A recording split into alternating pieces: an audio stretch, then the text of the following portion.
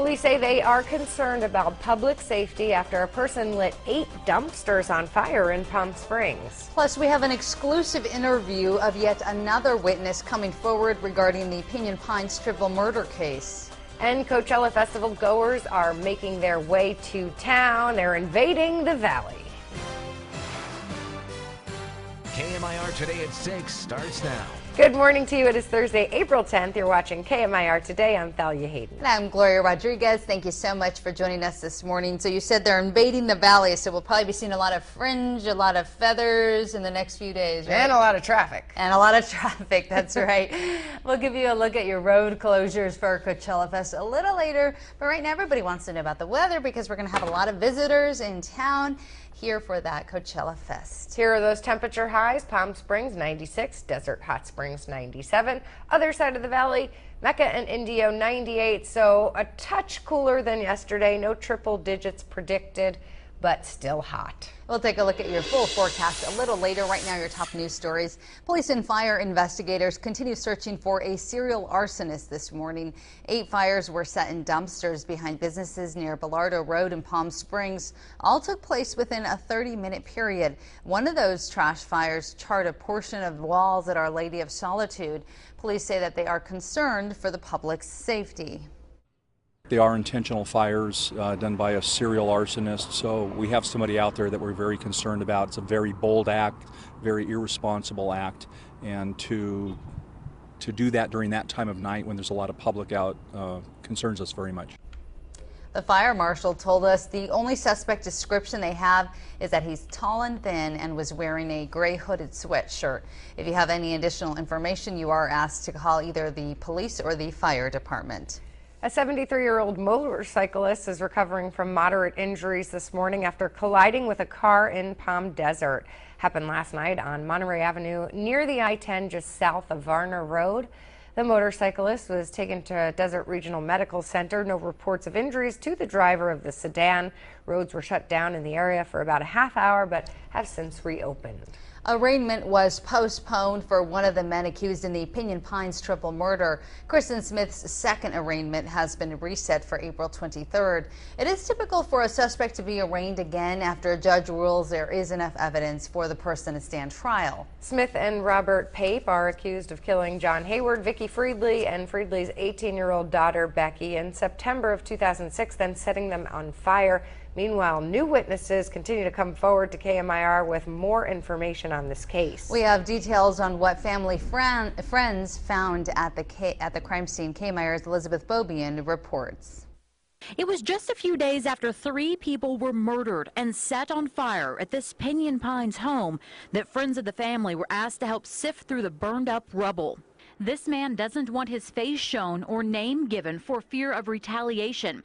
And we've changed his voice. He came forward to KMIR to tell us what he found while looking for family keepsakes. Another person I was with turned out to find a marijuana pipe,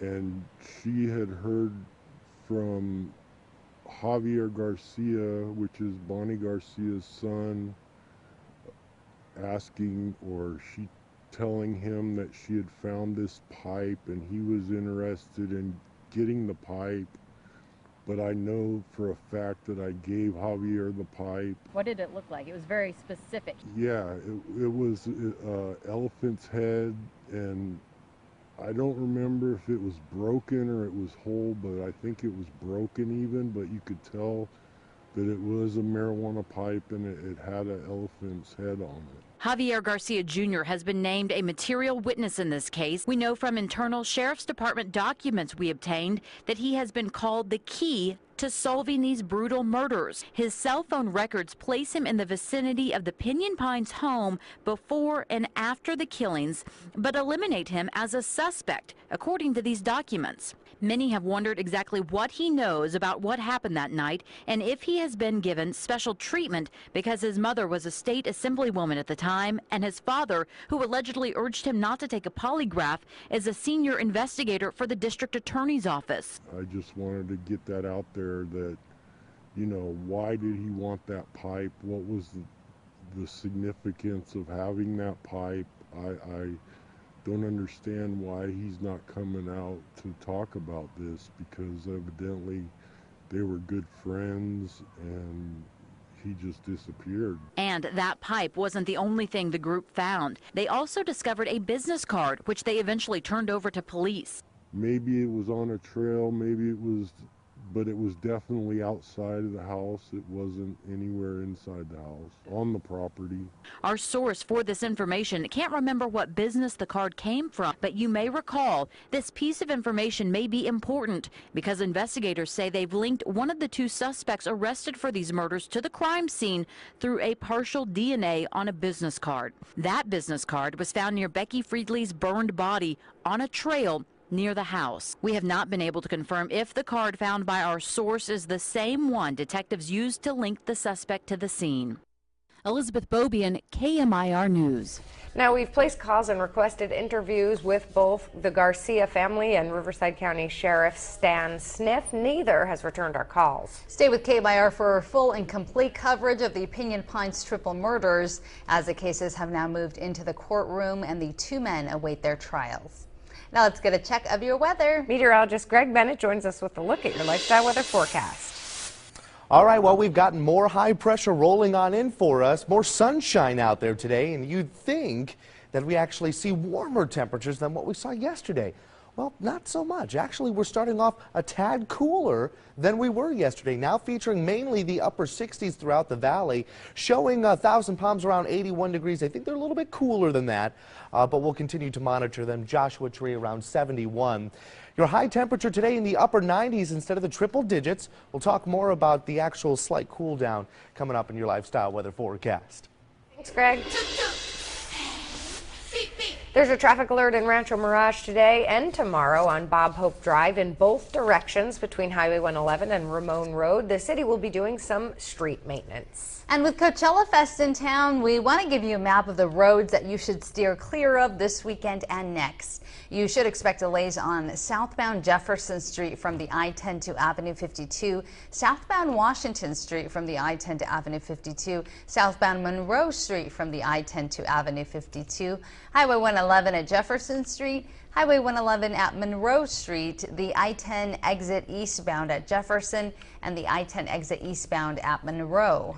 And closed roads include Avenue 49 between Horth and Monroe Street, Avenue 50 between Madison and Jackson Street, Horth between Avenue 49 and 50, Madison Street between Avenue 49 and 52. Time right now, 8 past the hour. Coming up next. The baby giraffe at the Living Desert is doing very well and is healthy, but now he needs a name. We'll tell you how you can help find him one when we return. Employees could be laid off in the Coachella Valley Unified School District. The board approved this to help close a budget deficit. Plus, the results are in for the Rancho Mirage special election. And consumers will learn the impact of the merger between Comcast and Time Warner Cable today. KMIR Today at 6 starts now. Good morning to you. It is Wednesday, April 9th. You're watching KMIR Today. I'm Thalia Hayden. And I'm Gloria Rodriguez. Thank you for joining us on this hump day. Hope you're ready for your Wednesday. It's Wellness Wednesday, so we'll talk about some important wellness stories for you. And it's going to be a hot hump day, but take a look at this beautiful view from our general air conditioning camera, that live look at our skies here in the valley. The cloud coverage always creates for a pretty sky. Usually it burns off by the middle of the day. Oh, that is so beautiful right now. Look at that. And every time I see clouds, I wonder if there's going to be any rain, but maybe that's just wishful thinking. Never. Well, rarely, I should say. But one thing we are seeing are those triple-digit temperatures already. My car yesterday, it said 100 degrees, and I couldn't believe it. Already so hot. Here we are with Coachella right coming up this weekend. That usually is an indication that the temperatures are starting to creep up. That's how I mark it anyway. Look at those temperatures. 101 Desert Hot Springs, Mecca and India, 102. Let's go to your top news stories right now. The Coachella Valley Unified School District Board has approved the layoffs of more than 90 employees to help solve a budget deficit. The majority of the positions are in the technology field. The district has overspent millions of dollars in recent years, spending more than $9 million last year alone. At least 50 teachers throughout the district received pink slips in March. Superintendent Daryl Adams says the layoffs are part of a fiscal recovery plan. He also says they are working very hard and a lot of the positions will be back. Sheriff's deputies are investigating a threat written on a bench at College of the Desert. A student saw the threat on Monday and notified a faculty member who immediately called campus security. The bench has since been removed from the campus and the police are investigating. We are not revealing what the threat was to avoid interference with the investigation. The Sheriff's Department is working closely with College of the Desert to respond appropriately. Anyone with information about this possible threat is urged to contact Palm Desert Police. The results are in. Dana Hobart continues his term as a Rancho Mirage City Council member. He'll be working alongside council members Iris Stromreich and Charles Townsend Vinci. No polling locations were set up for this election. Residents voted by mail or dropped off their ballots. Let's get a check of your weather right now. Meteorologist Greg Bennett joins us with a look at your lifestyle weather forecast. Well, we still have this area of high pressure, but it is moving a little bit more towards the east. We're going to continue to weaken this high pressure system, and that's going to allow for some moisture to come in, give us a little bit of cloud cover. Obviously, though, our temperatures are still on the rise, and you can tell with the 70s still out and about the Coachella Valley, it's going to be a warm day. In fact, check this out. We've got low 90s by lunchtime, 5 to 10 mile per hour winds. High today expected in the triple digits. Where else in the Coachella Valley will we see those triple digits? The answer coming up in your lifestyle weather forecast. Okay, thank you so much, Greg. Sentencing is set for June for the woman convicted of second-degree murder in the killing of her 2-month-old daughter in Desert Hot Springs. 34-year-old Chrissy Wirtz of Indiana was convicted after Riverside County jurors deliberated for about an hour. The decomposed body of Wirtz's baby girl named Montana was found in an Arkansas storage locker in 2001. The infant's father, Jason Hahn, was also convicted of murder last December. Wirtz faces 25 years to life in prison. Sentencing will take place at the Larson Justice Center in Indio. April is Child Abuse Awareness Month, and the Barbara Sinatra Children's Center wants to thank all of those who help in the fight against child abuse right here in the Coachella Valley. The center held a luncheon at Babes in Rancho Mirage yesterday. Detectives, prosecutors, and other local professionals were all there because of their efforts to help protect children. Candlelight vigils continue today and tomorrow in honor of victims lost to a violent crime. Last night's vigil was at Palm Desert Civic Center Park, where the names of victims killed were read aloud and candles were lit. District Attorney Paul Zellerbach hosted the event, and the night's keynote speaker was Lori Gleason, whose son was killed by a drunk driver. It just brings it all back like it happened yesterday. So the sense of just being here, knowing that I'm not alone, I'm not the only victim out there. When families who have suffered this kind of devastating loss come together, there is a healing effect or a cathartic effect when they get together and share their sorrows together, and I think that's part of the healing process. 2 more vigils are scheduled. Today's will be held at Haverston Park in Temecula and another at the Riverside Courthouse.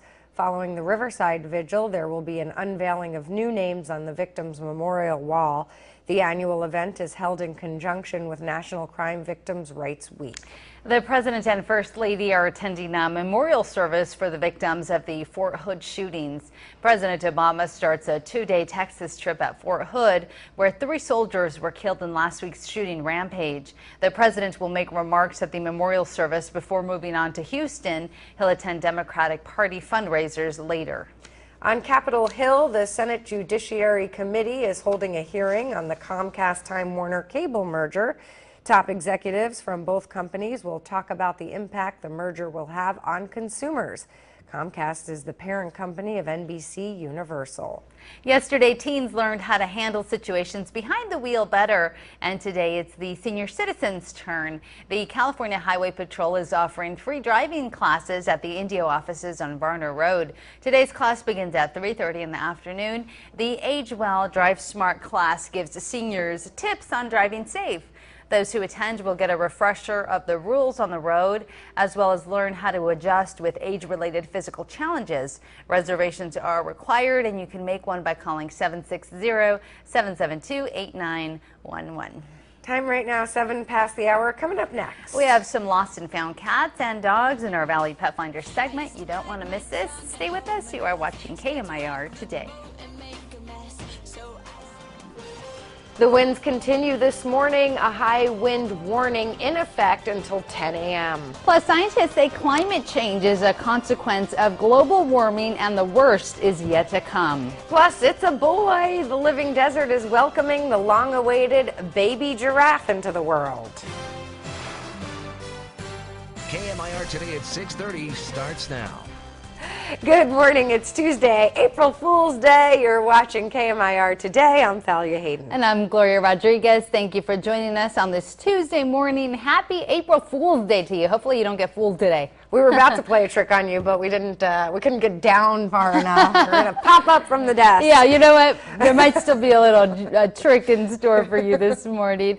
But thank you so much for joining us. We're taking a live look outside right now on your general air conditioning camera here in Palm Desert, and you can see there's some clouds in the sky and a few winds this morning. Let's look at those temperature highs according to meteorologist Greg Bennett. As you see, kind of cool today. We're looking at 74 in Palm Desert. Palm Springs 72, Desert Hot Springs 71, so people will definitely enjoy these cooler temperatures. Let's talk more about those winds. They just won't quit. There is a high wind warning in place until 10 o'clock this morning. Winds reached up to 75 miles per hour overnight, if you noticed. Now things should be coming down, but do make sure to stay safe on those roadways because there could be debris that had fallen. Let's get a check of our weather. Meteorologist Greg Bennett joins us with a look at your lifestyle weather forecast. All right, folks, we were talking about it. That cold front brought in the wind advisory yesterday, continuing the trend in today, but very short-lived. I think we're going to be done with it by 7 o'clock in the morning this morning. But still, your early morning commute, you need to take it easy on those roadways. We're talking isolated gusts all the way up to 75 miles per hour. Continuing to monitor this cold front, at least for today, I'm still calling for just some cloud cover. Chances for rainfall, though, that is out there. Temperatures in the lower 70s. We'll give you more details. It's all coming up in your lifestyle weather forecast. Here's what's making news headlines around the nation this morning. The head of General Motors is in the hot seat on Capitol Hill today and tomorrow, testifying about those faulty ignition switches that killed more than a dozen drivers. Tracy Potts has this story. General Motors will do the right thing. That's what CEO Mary Barra plans to tell Congress today as she testifies here amid a brand new recall involving a sudden loss of power steering. That brings the total to 6 million GM vehicles now recalled.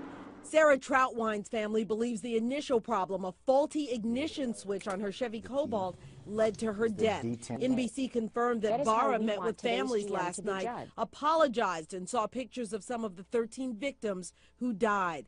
Today, she'll apologize publicly and admit, as she did in this YouTube video, that the company still doesn't know why it took more than a decade to detect the problem.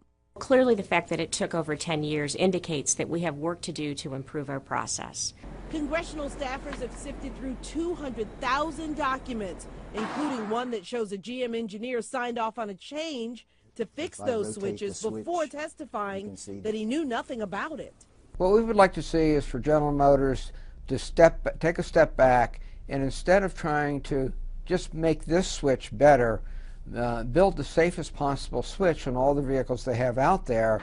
We'll also hear today from the head of the National Highway Traffic Safety Administration about what government regulators knew and when. Tracy Potts, KMIR News. A new report says the Coachella Valley may be on the way to a bigger industrial future. The report from a Redlands economist says that within the next 20 years, the valley could be in line for more than 3,000 high-tech jobs and more than 80 new companies operating locally. CVEP President Thomas Flavin says the experts' estimates are very possible. There is a reasonable expectation that we can help our companies create 3,500 direct new jobs in the technology sector with a significant multiplier of another 5,000 plus. That's 8,000 jobs.